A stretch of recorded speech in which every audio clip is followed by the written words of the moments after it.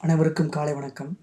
இன்னைக்கு புதன்கிழமை, ஏப்ரல் 30. இந்த மாதத்தோட இறுதி நாள். இன்னைக்கூட முடியுது. நாளைக்கு மே 1 உலக தொழிலாளர் தினம்.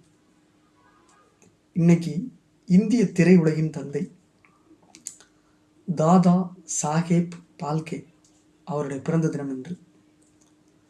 மகாராஷ்டிரா மாநிலம் நாசிக் அருகே உள்ள திரியம்பகேஸ்வரில் 1870 பிறந்திருக்கிறார்.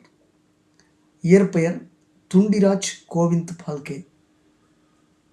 தந்தை சமஸ்கிருத நிபுணர். பால்கே 1885 மும்பை ஜே கலைக்கல்லூரியில் பல கலைகளையும் கற்றார். புகைப்படக்கலை, ஓவியம், சிற்பம், அகழ்வாராய்ச்சியில் இருந்து பரோடாவில் உள்ள கலாபவனில் 1890 பயின்றார்.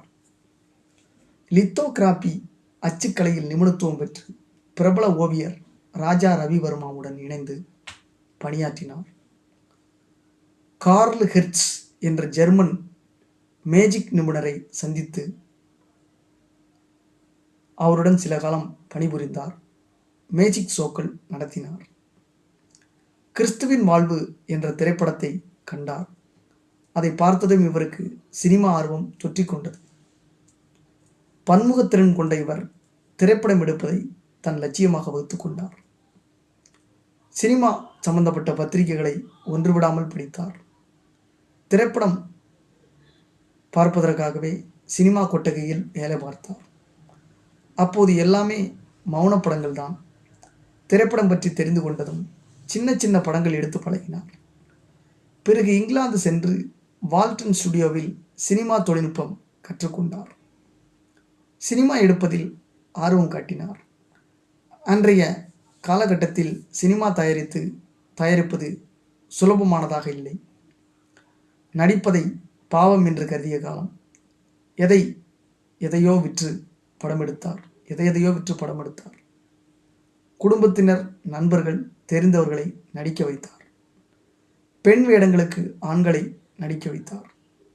நடிப்பு இயல்பாக வர வேண்டும் என்பதற்காக அவர்கள் மற்ற நேரங்களிலும் சேலை கட்டியே இருக்க வேண்டும், சமையல் வேலைகள் செய்ய வேண்டும் என்று உத்தரவுகள் போட்டார். சினிமா பற்றி தெரிந்தது அவர் ஒருவர்தான் என்பதால் எழுத்து, இயக்கம், கேமரா என எல்லாவற்றையும் அவரே மேற்கொண்டார். மனைவி அனைத்து விதங்களிலும் உதவினார். ஒரு வழியாக 1913 முதல் உலகப் போர் தொடங்குறதுக்கு ஒரு வருஷத்துக்கு முன்னாடி